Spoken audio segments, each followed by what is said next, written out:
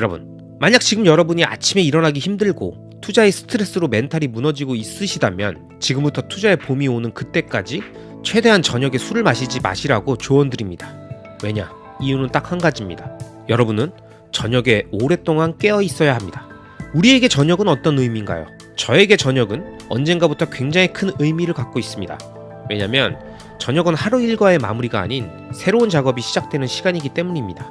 누군가에겐 스트레스 받은 하루를 마치고 본격적으로 스트레스를 푸는 술 마시는 시간의 의미겠지만 저에겐 블로그 글쓰기, 유튜브 제작, 독서 등 투자와 인생을 위해 해야 할 많은 일들이 이 시간에 집중적으로 이루어지기 때문입니다. 그렇기 때문에 만약 이 시간에 취해 있다면 그날 하루를 날리는 것이죠. 여러분에게 저녁은 어떻습니까? 퇴근하고 밥 먹고 저녁 8시면 이제 슬슬 하루를 마무리할 시간 정도의 의미밖에는 없으신가요? 집에서 맥주 한잔 하면서 예능이나 드라마 보면서 간단히 앱으로 주식이나 코인 가격 확인하고 있는 게 지금 이 추운 겨울에 할 수 있는 전부라고 혹시 생각하고 계시진 않나요? 죄송하지만 저는 그렇게 생각하지 않습니다. 만약 그런 식으로 1년의 4계절 중 4분의 1인 겨울을 그냥 버리고 또 절반 정도인 봄과 여름은 흥분감에 들떠 술에 취한 듯 둥둥 떠다니며 보낸다면 우리의 인생과 투자는 언제 발전하는 것일까요? 저는 저녁 회식과 술자리를 안 한 지 꽤 오래되었습니다. 정말 친한 지인이나 오랜만에 만난 특별한 사람이 아닌 이상 혹시 그렇다고 하더라도 1차 정도만 마시고 커피로 2차를 하며 대화를 많이 하고 1시간 정도는 무조건 걷고 들어와서 맨정신으로 다시 남은 저녁을 시작합니다. 안 그러면 오래 지나지 않아 졸리고 정신이 맑지 않더라고요.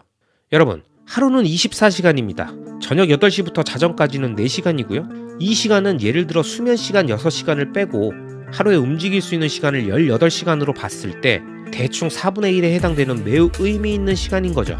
하루를 4토막으로 나눠서 무언가를 하면서 보내는데 그 중에 2토막은 온전히 노동 시간으로 보내고 나머지 한 토막도 노동하러 가는 시간과 노동을 준비하는 시간으로 보내고 있다면 나에게 허락된 마지막 한 토막의 4시간은 얼마나 소중한 가치를 가질까요? 이 부분에 대해서 생각해 보셨습니까? 그런데 많은 사람들은 그 나머지 한 토막을 술 마시는 시간으로 보내며 하루를 마무리합니다. 그리고 그 취해 있는 시간의 여파로 나머지 3토막의 시간들도 직간접적으로 영향을 주며 삶의 리듬을 망가뜨립니다. 여러분, 시간은 돈이며 기회비용입니다. 퇴근 이후에도 내가 술 마시며 흘려버린 1시간은 동일하게 자신의 시급으로 계산됩니다.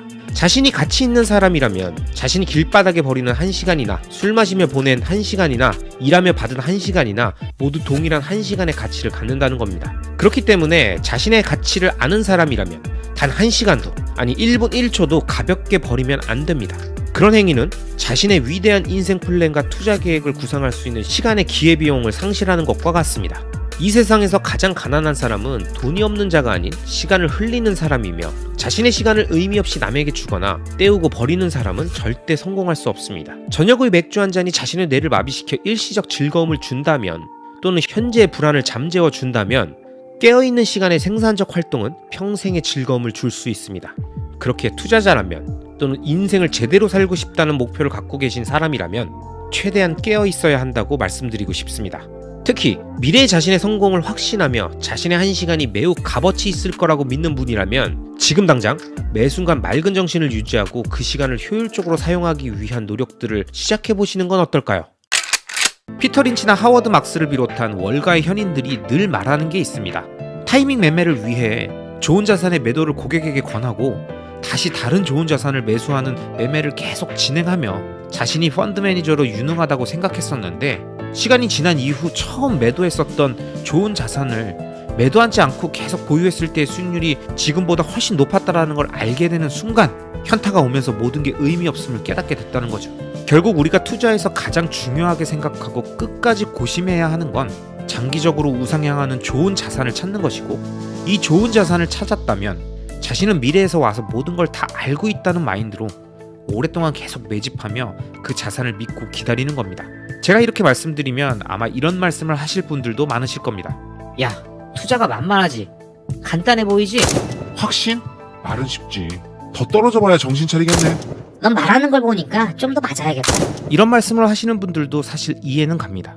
본인들이 알고 있는 투자라는 게 그때그때 차트나 보고 단기 트렌드라 보면서 줄 때 먹고 빠진다라는 마인드로 사는 순간부터 팔 생각만 하고 계시는 분들한텐 믿음이라는 단어 자체가 투자랑 안 어울린다고 생각하실 거예요. 그런데 한번 생각해 봅시다. 투자의 현인들은 왜 마켓 타이밍을 보며 매매하지 말고 좋은 자산을 발견하면 오랫동안 투자하라고 했을까요? 왜 부동산은 쉽게 파는 게 아니라고 했을까요? 그만큼 사람의 마음은 갈대 같아서 조금의 의심 가는 부분만 있어도 믿음이 유지될 수 없기에 꾸준히 공부하며 좋은 자산을 찾고 믿음을 형성한 이후엔 자신의 변심을 방지하는 고난의 멘탈 관리를 강조한 것 아니겠습니까? 결국 투자에서 미래를 볼 수 있다는 것은 미래를 선명하게 상상할 수 있다는 것과 같은 말이고, 선명하게 상상하기 위해선 장기적 우상향 구조를 확신하는 다양한 데이터와 현인들의 인사이트, 그리고 자신의 결단력이 어우러진 투자가 진행되어야 비로소 가능한 것입니다. 여러분, 요즘 금융시장의 분위기를 보면 다양한 의견들이 첨예하게 대립하고 있습니다. 한쪽에서는 아직 망할 은행들이 한참 남았는데 주식이 오른다고? 비트코인이랑 금이 오르니까 주식도 오를 것 같지? 지금 실물 경제가 경기 침체로 넘어가는데 꿈도 아주 야무지다잉? 이런 얘기를 하시는 분들이 있는가 하면 반대로 야, 문제가 심각하니까 어떻게든 각국에서 재빨리 진화에 나선 거 아니야. 일단 빠르게 돈을 풀면 진화가 되니까 이슈가 종결이 되고, 그럼 그 다음에 또 다른 은행이 문제가 돼도 계속 같은 방식으로 재빨리 진화할 텐데 주식시장이 그걸 왜 모르겠니? 이미 눈치 뻔하지. 이렇게 말씀하십니다. 자, 여러분, 이런 얘기들을 듣고 있다 보면 어떤 생각이 드십니까? 어떤 분은 둘 다 맞는 얘기 같은데 하면서 고민하실 거고, 다른 분은 난 잘 모르겠고 하면서 몽롱해지시는 분도 계실 겁니다. 참고로 이런 거시경제의 흐름은 그 누구도 솔직히 맞추기가 어렵습니다. 막말로 갑자기 러시아 우크라이나 전쟁 종전되면 어떻게 될까요? 이거 파급 효과 누가 예측이나 할 수 있겠습니까? 이처럼 거시경제 분석은 계산할 수 없는 복잡계의 영역인데, 단순한 수학 공식 계산처럼 우리가 몇 가지 변수 넣고 뚝딱뚝딱 얘기한다고 예측이 되겠냐고요. 설령 누군가 맞췄다 하더라도 반복할 수 있는 능력이 아니라고 피터 린치, 하워드 막스, 앙드레 코스토랄리를 비롯한 수많은 투자의 현인들이 그 저서와 강연에서 말씀하셨죠? 혹시 이와 관련해서 월가의 전설, 피터 린치가 했던 얘기를 모르시는 분은 제가 얼마 전 제작했던 영상을 위에 카드로 띄워놨으니 참고해 주시기 바랍니다. 자, 그래서 저는 앞서 설명드린 최근 거시경제의 흐름과 이에 따른 향후 주식시장의 전개에 대해선 작년부터 계속 얘기해왔던 올해 상승장 흐름에 대한 견해를 그대로 갖고 있습니다. 여기엔 이유가 있습니다. 뭐냐? 바로 현재의 금융 시스템 안에서는 문제 해결이란 솔루션이 원래부터 없었기 때문에 문제가 심각하다라는 언론의 얘기도 의미 없다고 생각하는 거예요. 여러분, 생각해보세요. 지난 2008년 글로벌 금융위기 당시 미국을 비롯한 각국은 위기를 해결하겠다라는 명분 아래 미친듯이 돈을 풀었고, 그렇게 고삐 풀리듯 세상으로 퍼져나온 유동성의 힘으로 기축통화국인 미국 은행들이 파산하며 자본주의의 금융 시스템이 붕괴되는 상황을 그냥 덮어버렸습니다. 그런데 여기서 우리가 착각하는 건 그래서 결국 문제가 해결됐다 라고 생각하는 것입니다. 여러분, 금융 시스템에 문제가 생겼는데 돈을 많이 풀면 왜 문제가 해결이 될까요? 아니, 생각을 해보자고요. 누군가 빚을 많이 내서 이런저런 일을 벌리다가 파산을 했다고 하면 어떻게든 자신이 진 빚을 그 이후에 열심히 일해서 갚아서 없애야 제대로 문제가 해결이 된 거겠죠. 근데 그 사람이 파산하면 문제가 심각해질 것 같다면서 정부에서 돈을 새로 찍어가지고 빌려주고 앞으로 잘하라고 하면서 그냥 넘어가 준다면, 그럼 아무 문제 없이 해결된 것 같지만 이건 해결이 된 게 아니라 문제를 그냥 돈으로 덮어버린 겁니다. 쓰레기가 넘쳐나는데 이걸 다 같이 고생하면서 분리수거해서 재활용률을 올리고 자원을 절약할 계획도 세우면서 미래를 준비해야 되는데 그냥 땅 파서 흙으로 덮어버린 거예요. 그리고 시간이 지나서 남유럽발 금융위기가 또 오니까 또 흙 파서 덮고 묻어버리고, 팬데믹이 오니까 미친듯이 돈 풀어서 무슨 왕릉 만들듯이 덮어버리는 걸 또 반복한 겁니다. 그러니까 우리는 문제가 덮여 있을 뿐 사실 아무 문제가 없거나 문제가 해결된 게 아니라는 걸 절대 잊으면 안 됩니다.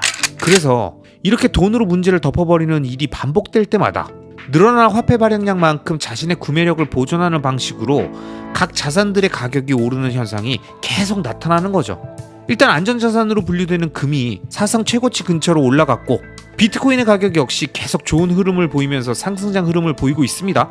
그리고 이제 주식시장이 어떻게 될 것인가가 관건인데, 저는 투자자이기 때문에 어떤 판단을 할 때 내가 예측할 수도 맞출 수도 없는 매크로 분석보다는 시장의 심리를 보려고 노력하고 있습니다. 그리고 이런 시장의 심리가 투자에서 얼마나 중요한지에 대해선 제가 좋아하는 유럽의 워렌 버핏으로 불리는 앙드레 코스톨라니옹의 주옥 같은 이야기들에서 많은 힌트를 얻을 수 있습니다. 코스톨라니는 그에 져서 실전 투자 강의에서 시장의 변화된 심리를 확인하기 좋은 상황을 이렇게 설명해 줍니다. 오랫동안 하락을 하다가 정체된 이후 나쁜 소식에도 더 이상 나빠지지 않거나 심지어 주가가 오른다면 이는 아주 좋은 신호이다. 소심파는 나쁜 뉴스가 있을지도 모른다는 것을 이미 계산하고 있었으므로 나쁜 뉴스가 닥쳐도 놀라지 않는다. 저는 이 구절을 매우 좋아합니다. 이 구절의 의미는 악재에도 반응하지 않으면 악재가 아니라는 의미가 아닙니다. 한창 시장 심리가 안 좋은 하락장 한복판이거나 모두가 상승이나 하락 전환을 의심하는 변곡점 한가운데에서 누가 봐도 너무나 큰 악재인 사건이 발생했는데도 시장이 반응하지 않고 있고, 하루 이틀 반응하지 않다가 뒤늦게 쭉쭉 빠지는 게 아니라 시간이 지나도 계속 반응이 없다면 이거 뭔가 시장의 심리가 바뀌고 있고 이 바뀐 심리에 동조하는 사람의 수가 증가하고 있다는 걸 정확히 보여주는 증거라고 생각합니다. 아직 본격적인 상승장 전환이나 의미 있는 반등장 연출이 나타나기도 전에 미국은행의 파산과 연쇄적으로 유럽은행으로의 전이가 나타났는데도 시장이 전혀 반응하고 있지 않는다? 예상과 달리 금리를 올렸는데도 반응하지 않고 연내 금리 인하가 없다고 했는데도 덤덤하다? 이건 1년 넘는 하락장에서 시장을 짓눌러왔던 강력한 비관론이 점점 힘을 잃어가고 긴가민가한 상황에서 점점 시장을 좋게 보는 투자자들이 늘어나고 있다는 증거로 볼 수 있습니다. 자, 그럼 다시 한번 순서대로 정리하면 이렇게 얘기할 수 있습니다. 2008년부터 지금까지 망가진 법정 화폐 기반의 금융 시스템이 문제가 생길 때마다 돈을 찍어서 넘어가는 방식은 끊임없이 큰 사고를 만들고 지속적으로 화폐 가치의 하락을 부추긴다. 하지만 늘 이런 식의 패턴이 반복되어 왔기에 금융시장은 더 이상 놀라지 않으며 이번에 또 얼마의 돈으로 덮어버릴까를 생각하며 조용히 긴 하락장의 비관론을 접기 시작한다. 그리고 이런 상황이 생기면 금을 비롯한 전통적 안전자산이 가장 먼저 구매력 보존을 위해 움직이고 비트코인이라는 대안을 찾는 사람들 역시 증가하며 지속적으로 네트워크를 확장시키는 계기를 만들어준다. 결국 그 온기가 하락하던 주식이나 부동산 같은 자산들에게도 반등의 불씨를 비추면서 순차적으로 상승장 전환을 이끈다. 단, 신용 팽창에 의해 부풀려진 현재의 시총과 가격의 적정성은 그 기업의 경쟁력과 미래가치 또는 개별 부동산의 입지와 희소성에 따라 시간이 지날수록 가격의 흐름이 전혀 상이할 수 있기 때문에 우리는 장기적 우상향 구조를 갖고 있는 좋은 자산을 골라야 한다. 이렇게 부연 설명할 수 있을 것 같습니다. 물론 이건 어디까지나 실제 부동산, 테슬라, 비트코인에 진심으로 투자하고 있는 장기 투자자로서 제가 바라보는 현재 시점의 투자 관점을 편하게 말씀드린 거니까요. 각자 투자 판단에 참고만 하시면 될 것 같습니다.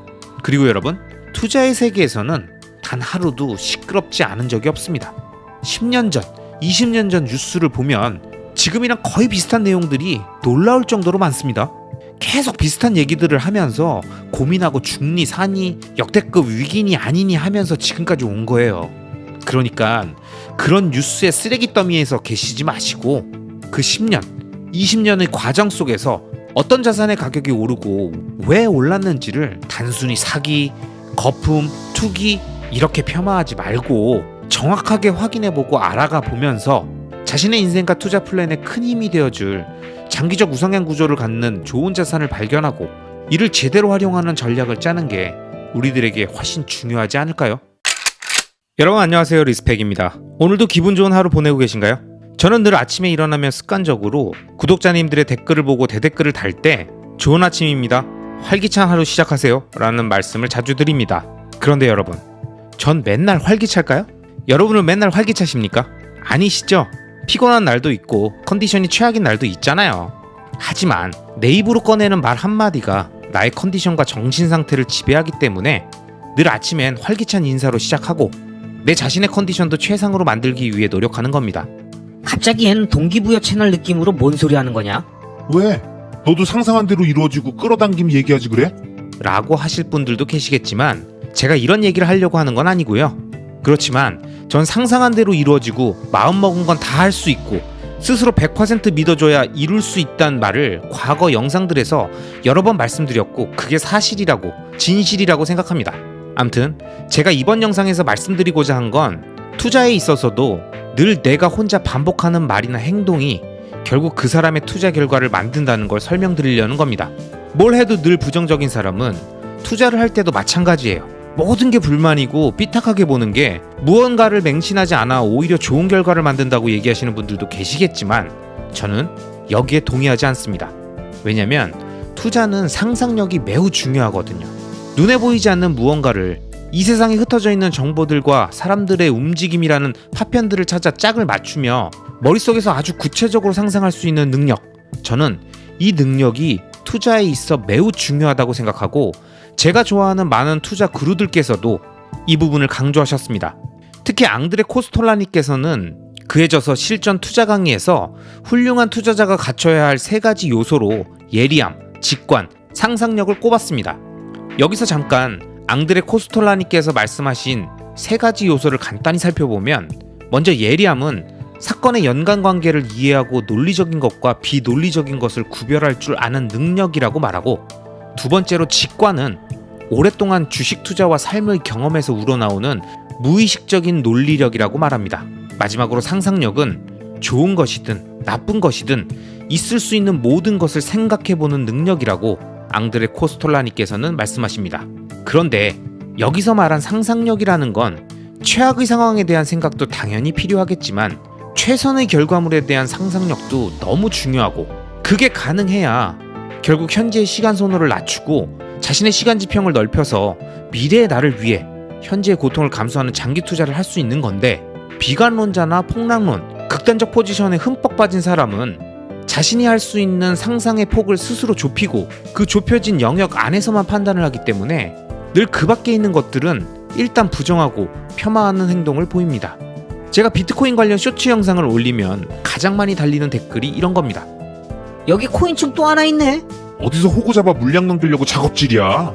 많이 물리셨죠요? 세게 물리셨구만. 이런 식의 댓글입니다. 근데 여러분, 이런 댓글 다시는 분들이 지금까지 이 영상을 보고 계실 일은 없겠지만 제가 영상을 만드는 이유는 당신들을 위한 게 아닙니다. 저는 그분들께, 당신들께 전혀 관심이 없습니다. 테슬라도 마찬가지예요. 쇼츠 영상에 달리는 비난들을 보면 일론 머스크는 세상에 이런 인간 말종이 없고 테슬라는 혁신도 없이 그냥 먼저 만들었을 뿐이고 언제든 마음먹으면 레거시가 따라간다는 얘기나 하고 있고, 요즘엔 또 K배터리가 최종 승자니 뭐니 하면서 별별 얘기들을 많이 하시더라고요. 이분들 역시 이 영상을 지금까지 볼 일이 전혀 없으시겠지만 다시 한번 말씀드립니다. 제가 영상을 만드는 이유 중에 당신을, 그분들을 고려한 부분은 단 하나도 없습니다. 그냥 스쳐 지나가시면 됩니다.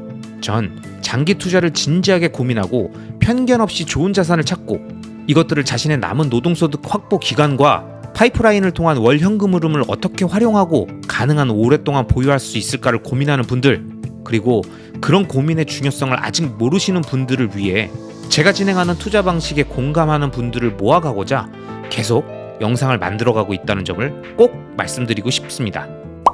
자, 여러분, 우리가 처음 투자를 시작하면 또는 내가 잘 모르는 투자의 영역에 처음 입문하면 모든 게 새롭고 용어도 복잡하고 정신도 없고 관련 책을 봐도 영상을 봐도 강의를 들어도 뭐 하나 정확히 이해되는 거 없이 공중에 붕 뜬 느낌만 들죠?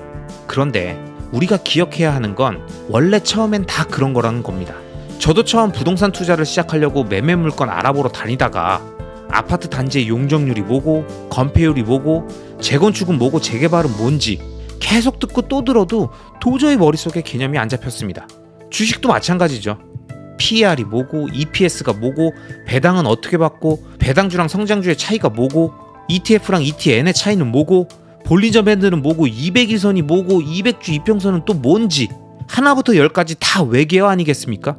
여기서 끝판왕은 비트코인이죠. 탈중앙화가 뭐고 제네시스 코인이 뭔지 해시레이트니 UTXO니 트래블룰이니 채굴이 뭔지 보상이 뭔지 노드가 뭔지 개인 지갑이 뭐고 하드웨어 월렛은 왜 사야 하는 건지 하나부터 열까지 모르는 내용이 넘쳐나니까 이건 어설프게 접근하면 하나도 모르겠고, 그렇다고 제대로 각 잡고 공부하자니 시간이 너무 오래 걸릴 것 같고, 대충 유튜브에서 영상 몇 개 보고 감 잡고 이쯤 되면 투자할 만하다 싶어서 투자했더니 때마침 상승장이라 사자마자 쭉쭉 오르니까 이거다 싶어가지고 급하게 물량 확 늘렸더니 그때부터 서서히 빠지기 시작하더니 무슨 끝을 모르고 빠지니까 이거 아니다 싶어서 사기라고 하고 당했다고 하고 생각이 짧았다고 하면서 다신 투자 안 하겠다고 저주를 퍼붓고 떠났다가 또다시 상승장에 돌아오는 패턴을 반복하는데, 여기서 놀라운 건 그 사람은 다시 돌아올 때도 용적률이 뭔지 모르고 EPS가 뭔지 모르고 해시레이트가 뭔지 모르는 상태로 돌아온다는 겁니다. 여러분, 이건 제가 웃기려고 하는 얘기가 아닙니다. 정말 이런 일이 수없이 반복되고 있습니다. 제가 2008년 글로벌 금융위기 때부터 투자를 시작해서 약 15년간 투자자로서 주식, 부동산, 암호화폐를 모두 접하고 공부하면서 느낀 점입니다. 어떤 자산이든 상관없이 늘 반복되는 가격에 반응하는 도마뱀의 뇌들은 절대 사라지지 않고 바뀌지 않더라고요.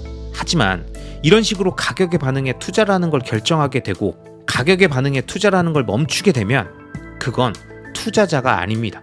왜냐?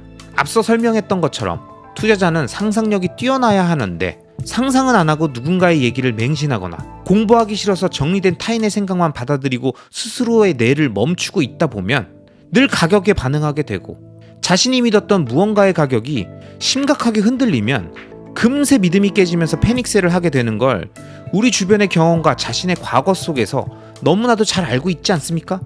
가격이 너무 많이 빠지니까 불안해서 계속 오른다고 얘기해주는 영상과 블로그 글만 찾아 스스로 위안하고, 괜찮다고 했으니까, 리스펙이 오른다고 버티라고 했으니까 괜찮겠지 뭐 라고 하면서 지금까지 오셨다면, 앞으로는 제가 드리는 말씀이든 그 누가 하는 이야기든 모두 다 자신의 투자 판단의 참고자료 정도의 의미만 두시고 꼭 제대로 공부해서 이번 상승장을 맞이하셨으면 합니다. 여기서 좀만 더 시간이 지나면서 제대로 가격이 올라가기 시작하면 대부분의 사람들은 또 공부를 하지 않습니다. 공부 안 해도 가격이 올라가는데요 뭐. 갑자기 책 읽고 강의 듣고 이러기 귀찮고 그냥 최대한 많이 사면 되는 거 아니야? 라는 생각만 드는 시기가 무조건 오게 된다는 거죠. 그래서 하락장이 공부하기 참 좋은 시기고, 지금 같은 반등 초반의 구간 역시 상승과 수익률에 고무되지 않고 차분하게 자신이 부족한 자산에 대한 공부와 새로운 투자를 위한 영역 확대의 계기로 삼아 제대로 각 잡고 공부하기 매우 좋은 시기입니다. 제가 늘 말씀드리지만 공부 잘하는 법, 운동 잘하는 법, 투자 잘하는 법의 공통점은 샛길 없이, 뻥카 없이, 꼼수 없이 제대로 차근차근 기초부터 다지면서 하나씩 빌드업하며 스킬업 해나가는 영역이라는 점입니다. 그리고 지금은 기초를 다지기 너무나도 좋은 시기이니 무주택자분들은 꼭 부동산 공부를 빡시게 하시고요. 비트코인이 아직도 사기라고 생각하시는 분들은 제대로 각 잡고 비트코인과 화폐의 역사에 대해서 공부를 해보시고요. 테슬라가 단순한 자동차 기업이라고 생각하시는 분들은 테슬라가 그리는 전기에너지 기반 사회의 비전에 대해 정확히 이해하고 가시면 어떨까 싶습니다. 그리고 마지막으로 제 영상을 봐주시는 장기 투자자분들께 말씀드립니다. 여러분, 우리가 하는 투자는 말 그대로 장기 투자입니다. 현재 주변에서 떠들고 시끄럽게 소리내는 사람들에게 투자의 결과로 보여주고 싶어도 결과가 나오려면 장기간이 걸리고, 그때쯤 우리 주변에서 떠들던 그자들은 시장에 없습니다. 제 경험을 보면 그래요. 그러니 이런 장기 투자자의 숙명을 받아들이고 단기적 접근과 비관론에 젖어 아무 말이나 내뱉는 자들에게 자신의 피 같은 시간을 할애하며 설득하려 하지 마시고 논쟁을 하지 마시기 바랍니다. 저도 이번에 비트코인과 일론 머스크 관련 쇼츠 영상의 조회수가 많이 나오면서 이런 머글들에게 좀 대응을 해봤는데요. 아무 의미가 없더라고요. 장기 투자자들이 리스크를 시간으로 녹일 때 단기적 접근만 하면서 비아냥대는 자들의 리스크는 시간의 흐름과 함께 계속 쌓여간다는 점을 말씀드리면서 오늘도 팟캐스트 형태로 진행된 영상 마치도록 하겠습니다. 끝까지 시청해주신 모든 구독자분들을 리스펙합니다. 자, 이번 영상은 여기까지입니다. 앞으로 이어질 다음 영상들에서도 이번 영상보다 훨씬 더 좋은 내용으로 여러분들을 찾아뵙도록 하겠습니다. 마지막으로 제 채널이 마음에 들어 구독 버튼을 눌러주시면 앞으로 올라오는 좋은 영상들을 놓치지 않고 보실 수 있습니다. 그럼 오늘도 여러분만 믿겠습니다. 시청해주셔서 감사합니다.